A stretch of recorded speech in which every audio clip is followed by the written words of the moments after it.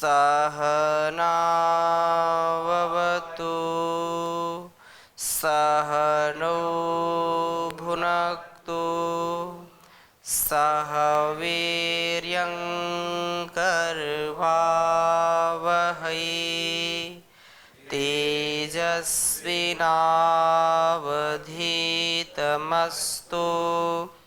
मा विद्विषावहै।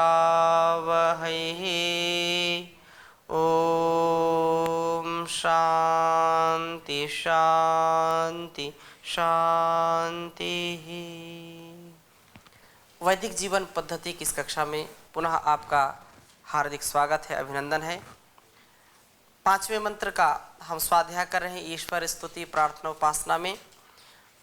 देव यज्ञ का जो लंबा प्रकरण चल रहा है उसके अंतर्गत हम ईश्वर स्तुति प्रार्थना उपासना में जहाँ पर ये कहा कि ये न देवरुग्रा पृथ्वी चदृढ़ा ये न स्वस्थवितम ये न नाकः यो अंतरिक्षे रजसो विमानः कस्मै देवाय हविषा विधेम। तो वह परमात्मा इस लोक का और परलोक का पारलौकिक सुख और जो है भौतिक सुख दोनों का देने वाला है, जिसने सूर्य चंद्र आदि बनाए हैं और हमारे इस शरीर को बनाया है, जान दिया है, हमारे अंदर संवेदनाएं दी हैं, श्रद्धा भक्ति और बल दिया है, जिससे हम अपने जीवन को अच्छे प्रकार से जी सकें और उसकी विशेष भक्ति करें। विशेष भक्ति करेंगे तो ही उसके पारलौकिक सुख का और लौकिक सुख का आनंद ले सकते हैं, सुख भोग सकते हैं। नहीं तो और कोई दूसरा उपाय नहीं है कि हम उसको प्राप्त करें, उसकी विशेष कृपा के पात्र नहीं बन सकते हैं। अतः यह सुनिश्चित हमको करना चाहिए कि हम उसके विशेष कृपा पात्र कैसे बने, जिसके कारण ये जो है आवागमन छूट जाए। आवागमन छूटाने के लिए हमको उस परमात्मा से निरंतर जुड़ कर के रहने की आवश्यकता होती है। ऐसा नहीं कि कोई हम उससे अलग हैं, वो तो अलग हो ही नहीं सकते, लेकिन अपनी भावनाओं से, अपने सद्कर्मों से हम जुड़ कर के रहें, उसी के समर्पित होकर के कर्मों को करें। तो थोड़ी चर्चा इस मंत्र के विषय में और करेंगे। आप में से किसी एक प्रश्न? जी स्वामी जी, ओम प्रणाम। जी प्रणाम ताऊ जी। ओम जी, जो आप बता रहे हैं वो आध्यात्मिक उन्नति के लिए है, भौतिक उन्नति के लिए है? प्रश्न एक। दूसरा है कि आध्यात्मिक उन्नति से तो कोई प्रश्न नहीं आता है, बीमारी से संबंधित बहुत सारे प्रश्न आते हैं। बीमारी से? हाँ, हमें ये रोग है, उसकी दवा बता दो, ये परेशानी है ये बता दो, हमें ये कष्ट है वो बता दो, ऐसे प्रश्न। बहुत अच्छा प्रश्न किया ताऊ जी ने। 2 प्रश्न किए हैं। पहला प्रश्न ये किया है कि ये जो हम पढ़ रहे हैं या हम जो कर रहे हैं ईश्वर स्तुति प्रार्थना उपासना, ये भौतिक सुख के लिए है कि आध्यात्मिक सुख के लिए है? दोनों चीजें हैं। महर्षि देव दयानंद जी ने ये जो मंत्र इसमें दिए हैं, हम जब आरंभ किए थे तभी इसकी चर्चा की थी कि इसमें 3 चीजें साथ साथ हैं: ईश्वर स्तुति, प्रार्थना और उपासना। ईश्वर की स्तुति करना, उसकी प्रार्थना करना और उपासना करना। ये जो हम पढ़ रहे हैं या रोज हम स्तुति प्रार्थना उपासना कर रहे हैं, ये उस परमात्मा के प्रति कृतज्ञता के प्रतीक हैं, उसकी भक्ति भावना के प्रतीक हैं। अब उसकी कृतज्ञता, उसकी भक्ति भावना से क्या मिलेगा हमको? आत्मसंतोष मिलेगा, आत्मोन्नति होगी, आत्मबल मिलेगा, कृतज्ञता का भाव बढ़ेगा, विनयशीलता आएगी। ये हमारे जीवन में बहुत काम आने वाली चीजें हैं। प्रार्थना है, उपासना, जिसे हम ये कहें कि आगे मंत्र आएंगे तो उसमें ये भी आएगा कि वयम श्याम पतयोरयिणाम अग्ने नये सुपथाराय। तो ये प्रार्थना क्या है? ये हमारी भौतिक उन्नति के लिए है। भौतिक उन्नति में ही आध्यात्मिक उन्नति है। जब तक हमारी ये भौतिक उन्नति नहीं होगी, आध्यात्मिक उन्नति नहीं हो सकती है। अच्छा, जब भौतिक उन्नति की बात की जाती है तो लोगों के मन में क्या आता है कि बड़े बड़े कोठरी बनाना, बड़े बड़े महल बनाना और बड़ी बड़ी गाड़ियों में चलना, यही केवल भौतिक उन्नति है।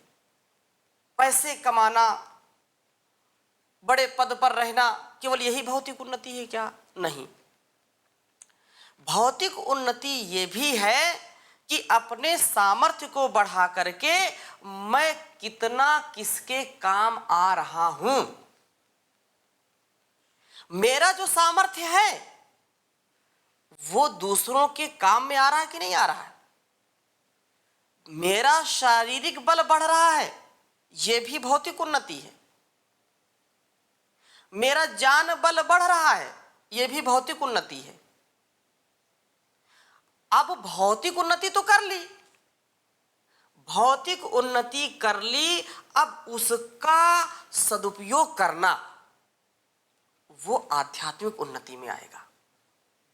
उसी से जैसे वेद उपनिषद पढ़ लिए, ऋचाओं को स्मरण कर लिया, दर्शनों को पढ़ लिया और सारे कंठस्थ कर लिए, तो ये तो एक प्रकार से हमारे अंदर क्या हो गया? ज्ञान आ गया भौतिक। अब वो लोग, अरे वाह, इसको 6 दर्शन याद है, क्या कहने, 4 वेद याद इनको। ये क्या है? एक भौतिक उन्नति का परमात्मा ने यंत्र दिया और याद कर लिया। अब उसका कर्मों में परिणत होना, अर्थात जैसा पढ़ा है वैसा उसकी वाणी व्यवहार हो, मन में, वाणी में और शरीर में, अर्थात कर्मों में वो परिणित हो, तो उससे फिर उसकी आध्यात्मिक उन्नति होगी। हम जो यहाँ पर ईश्वर स्तुति, प्रार्थना, उपासना के मंत्रों का स्वाध्याय कर रहे हैं, तो एक तो ठीक है, भौतिक ज्ञान हमको हो रहा है, हम सुन रहे हैं और ये लग रहा है कि ठीक है, इससे हम ये करें, ये करें, लेकिन यदि मन पर उसका प्रभाव नहीं पड़ रहा है,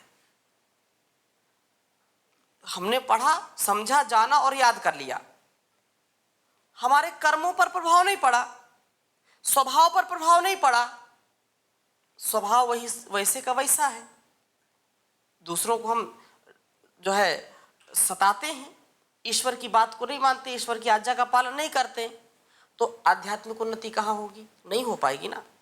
कितना भी पढ़ें, कितनी भी वैदिक जीवन पद्धति को पढ़ते रहे, सुनते रहे, समझते रहे, उन्नति जब तक नहीं होगी तब तक ये स्थिति बनने वाली नहीं है।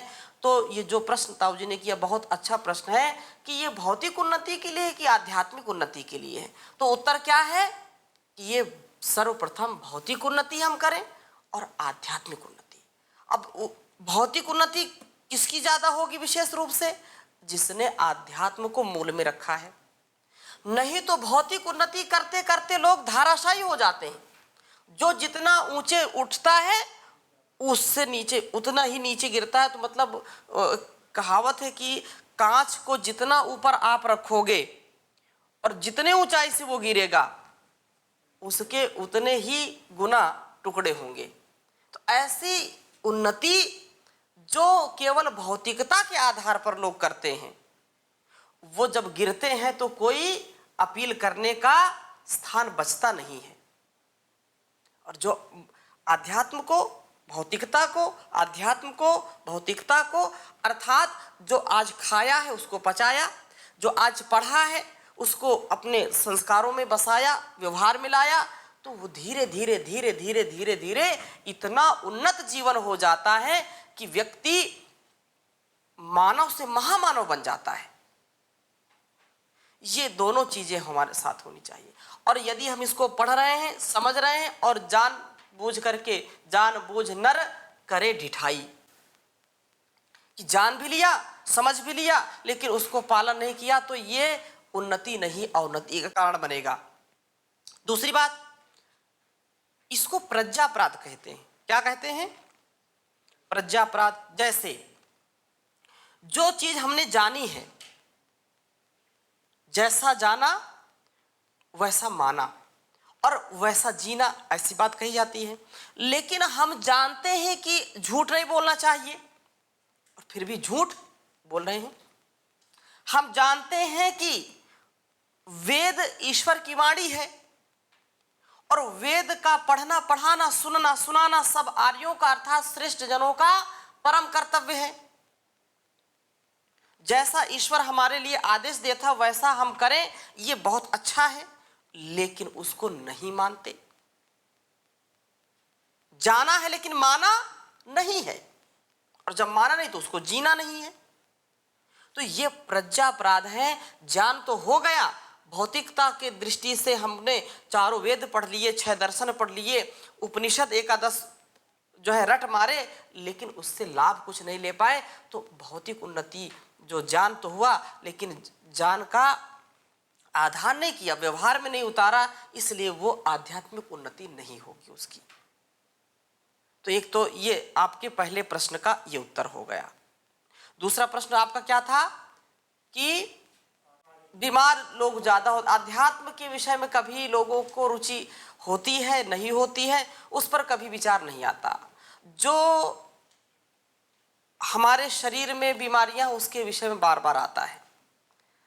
तो यहां पर बात ऐसी समझनी चाहिए कि व्यक्ति की जो इंद्रियां हैं बहिर्मुख हैं और केवल भौतिक सुखों की कामना ज्यादा करती हैं। भौतिक कामना में जब व्यक्ति को बाधा आती है तो फिर उसको कष्ट होता है, दुख होता है। जैसे किसी को बुखार आ गया, किसी का पेट दर्द हो गया, तो भौतिक शरीर में पीड़ा हो गई तो वो उसका उठना बैठना सोना जागना सब निरुद्ध हो गया और वो फिर कष्ट पाता है तो उसको दुख होता है। तो शरीर जल्दी स्वस्थ हो जाए, सिर में पीड़ा है तो उसका मन किसी काम में लगता नहीं है। हाथ में कोई पीड़ा हो जाए तो बार बार हाथ की ओर ही हमारी दृष्टि जाती है। शरीर की पीड़ा पर बार बार ध्यान जाता है क्योंकि शरीर सुखों को भोगने का साधन है, भौतिक सुखों का। और व्यक्ति फिर डरता है कि अब मैं सुख भोग नहीं पाऊंगा, अब मैं संसार के जो व्यवहार है उनको कर नहीं पाऊंगा, इसलिए बार बार उधर ध्यान जाता है। आध्यात्म के विषय में ध्यान क्यों नहीं जाता? क्योंकि उसको उस चीज का ज्ञान नहीं होता है और उसको वो प्रत्यक्ष रूप में प्रतीति नहीं उसकी होती है। प्रत्यक्ष रूप में उसको आत्म अनुभव नहीं होता है। शरीर तो देखता है, अपना शरीर देखता है, आहार ग्रहण करता है, शब्दों को सुनता है, तो इनका एहसास होता है, लेकिन आत्मा है भी या नहीं भी, कितना इसमें लोगों को भ्रांति है। अच्छा, कोई पूछे आप यहाँ आपका शरीर है कि नहीं, आप तुरंत बताएंगे है। आपकी आंख है, हाथ है। क्यों? क्योंकि ये दिखाई पड़ता है। आत्मा दिखाई पड़ती है क्या? इसलिए लोगों का ध्यान उधर जाता नहीं है। आध्यात्म की ओर ध्यान इसलिए जाता नहीं है। जो किंचित मात्र स्वाध्याय करते हैं, थोड़ा सा भी स्वाध्याय करते हैं, सत्संग करते हैं, बड़ों की संगति में हैं, वेद आदि शास्त्रों की चर्चा सुनते हैं और पढ़ते भी हैं, उनको थोड़ा ज्ञान होता है। इसलिए जो अध्यात्म युक्त जीवन जीता है वो शारीरिक दुख पीड़ाओं को सहते हुए भी ज्यादा परेशान होता नहीं है। शरीर की पीड़ा सहन करने का उल्टा अर्थ नहीं यहां ले लेना, अच्छा जो शरीर में हो जाए तो उसको सहते रहो, ऐसा बिल्कुल नहीं। शरीर की व्याधियों के लिए या आधि व्याधि दोनों के लिए तथा शत्रुओं के लिए शास्त्रों में नीतियों में विद्वानों ने लिखा कि शरीर की बीमारी को या मानसिक जो भी बीमारी है, वो शरीर की हो या मन की हो, आधि हो या व्याधि, इसको शत्रु से कम नहीं समझना चाहिए, तुरंत इसका निराकरण करना चाहिए। हाँ, दुखी नहीं होना, दुखी नहीं होना। अब पेट में दर्द है, दांत में दर्द है, कान में दर्द है। अब कुछ लोग थोड़े से दर्द को बर्दाश्त नहीं करते, इतना शोर करते, इतना रोना पीटना करते हैं कि पूछो मत। तो ये भी बनी होना चाहिए। सामर्थ्य बढ़ानी चाहिए, सहन करने का सामर्थ्य होना चाहिए। शरीर है तो कुछ ना कुछ तो होगा ही होगा, लेकिन शरीर के जो गुणधर्म स्वभाव हैं उसको समझ करके उससे ऊपर उठना चाहिए। जैसे सुबह से शाम तक हम शरीर के लिए सारा कार्य करते हैं, सुबह उठे, पानी पिए, मंजन किए, आँख धोए, जो भी नैतिक नित्य कर्म है उनको किया, फिर स्नान किया, योग प्राणायाम भजन जो भी किया, भोजन किया, जो भी किसके लिए किया, सारा शरीर के लिए तो किया। अब आत्मा के लिए क्या किया? आत्मा के लिए कुछ किया क्या? आत्मा के लिए हम आत्मचिंतन करें, अपने स्वरूप को समझने का प्रयत्न करें, ध्यान करें, स्वाध्याय करें, ईश्वर का गुणगान करें, उसका प्रणिधान करें, तो ये आध्यात्मिक सुख का, आध्यात्मिक आनंद का विस्तार होगा। तो ये इन चीजों पर ध्यान देना चाहिए। आध्यात्मिकता की ओर जब बढ़ना है तो उसका ज्ञान हो, महापुरुषों की वाणियों को सुने और शरीर के नश्वरता का ध्यान करें। क्योंकि ये शरीर हम सोचते हैं कि जैसे जैसे बढ़ता रहता है, हम कभी विचार, हाँ कह तो देते हैं मूल में, अरे ये शरीर तो मिट्टी हो जाएगा, मुझे तो खाक में मिल जाएगा, लेकिन कभी महसूस नहीं करते। महसूस का तात्पर्य यह है कि व्यक्ति को लगता है कि अरे अभी तो और जिएंगे, अभी और जैसे जैसे आयु बढ़ती जाती है वैसे वैसे लगता है अब थोड़ा सा जीने का मजा मिल रहा है। कभी ऐसा नहीं होता कि अब तो मैं धीरे धीरे मृत्यु के निकट पहुंच रहा हूं, तो जो करना है आज कर लो।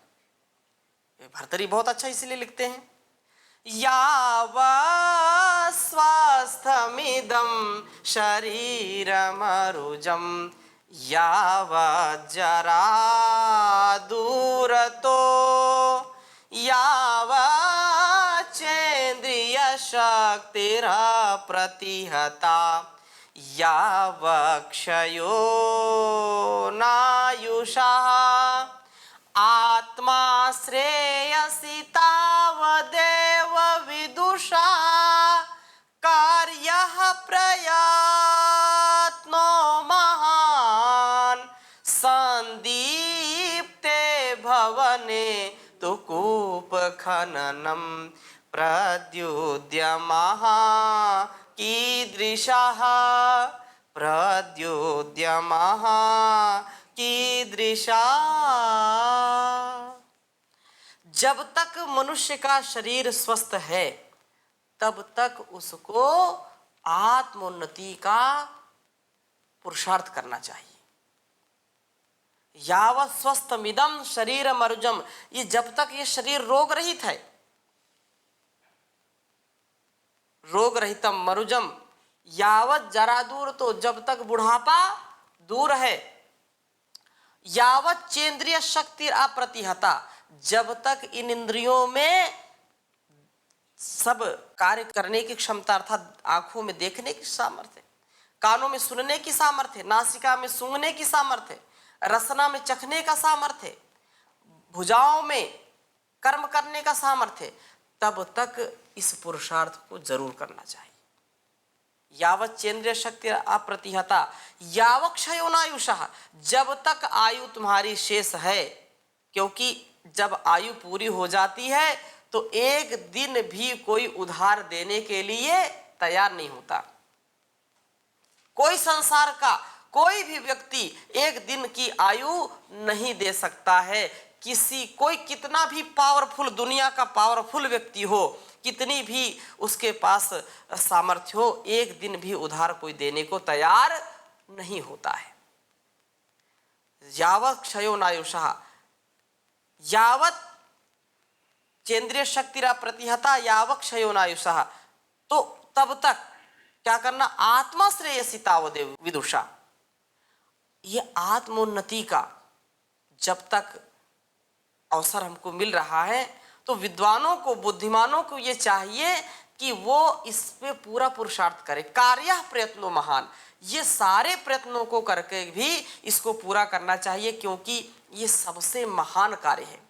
जैसे ताऊ जी ने पूछा कि ये जो आध्यात्मिक उन्नति के लिए कोई चर्चा नहीं करता, केवल शरीर के रोग आते हैं उसमें 100 बार दिन में ध्यान जाता है, तो ये बहुत कार्य महान है।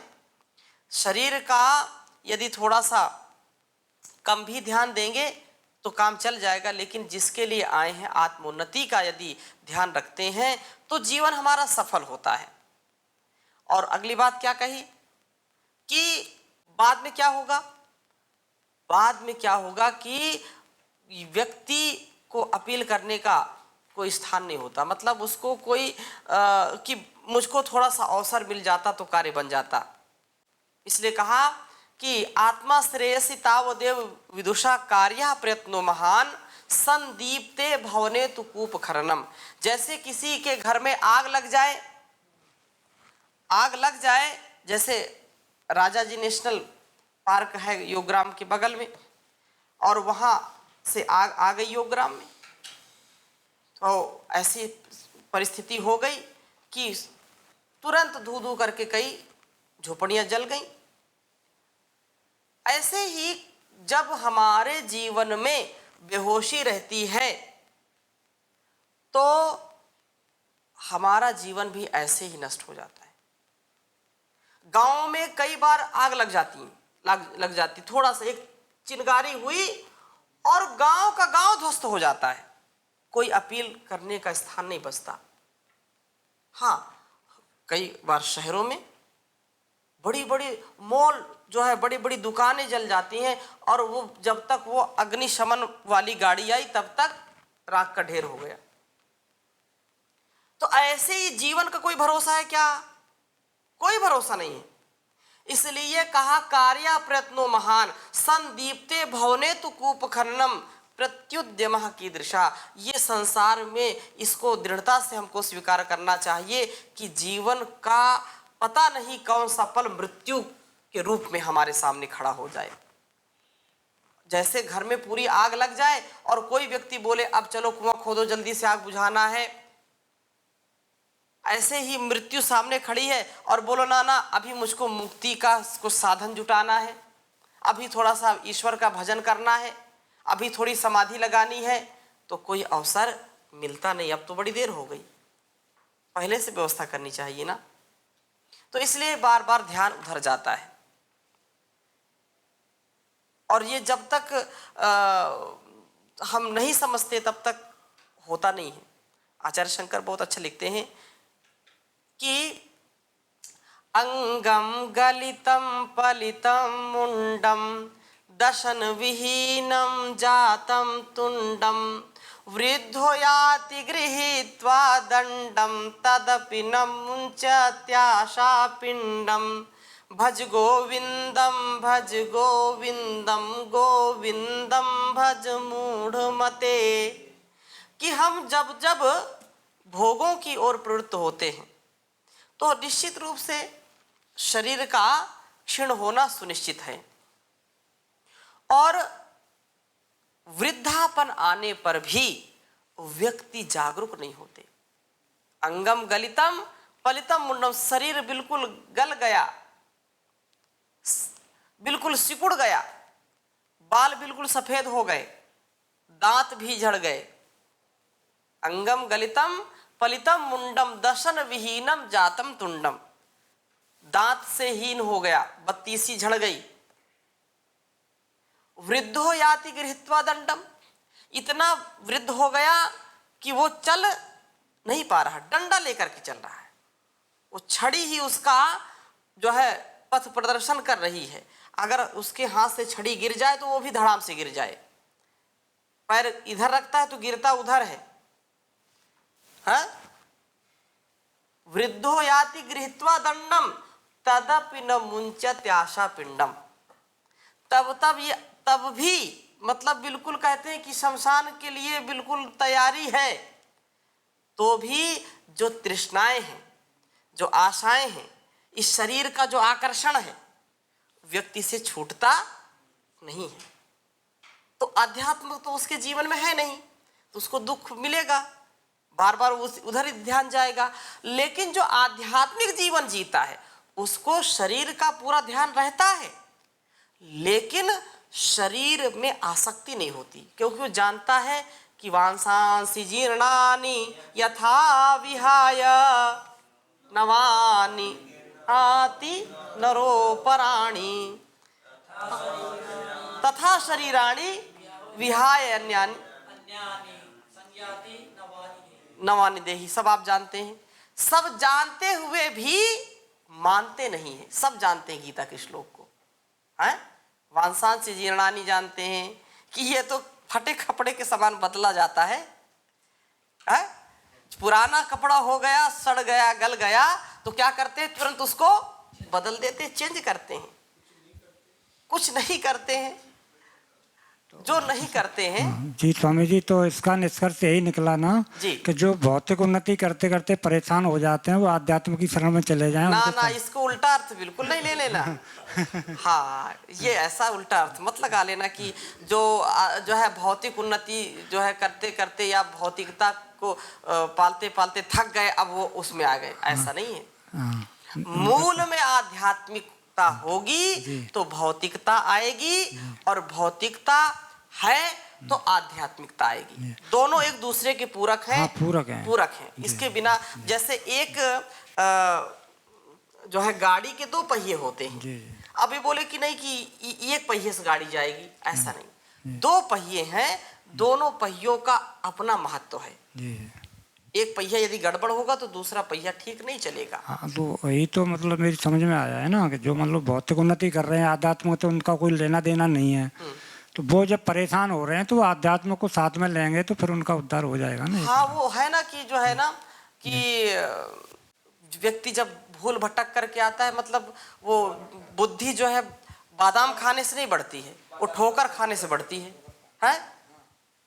तो ऐसे जीवन को जीने में हम बचे, इससे हमारी उन्नति नहीं होगी। केवल भौतिकता या केवल आध्यात्मिकता, दोनों से काम नहीं चलेगा। मतलब दोनों, मतलब एक एक से काम नहीं चलेगा, दोनों से कार्य चलेगा। तो यही बात यहाँ पर कही कि भौतिक उन्नति और आत्मिक उन्नति, ये न देवरुग्रा पृथ्वी चदृढ़ा, ये न स्वस्थ भीतम, ये न नाकः, यो अंतरिक्षे रजसो विमानः, कस्मै देवाय हविषा विधेम। तो वह परम पिता परमेश्वर हमारे लिए आत्मस्वरूप को हम पहचाने उसका सामर्थ्य देता है, और भौतिक सामर्थ्य भी देता है। छत्र छाया बन करके हमारे साथ रहता है, और उसके हम आदेशों का पालन करते हुए कस्मै देवाय हविषा विधेम, उस परमात्मा के लिए हम सुख स्वरूप जो परमात्मा है, इहलोक और पारलौकिक सुखों के प्रदाता परम देव की अपने समस्त सामर्थ्य से सदा विशेष भक्ति किया करें, सदा उसका गुणगान किया करें। तो ऐसी शुभकामना के साथ आज की कक्षा को यहीं पर विराम देते हैं। अगले कक्षा में हम अगले मंत्र का स्वाध्याय करेंगे, छठे मंत्र का। ओम शांति शांति शांति।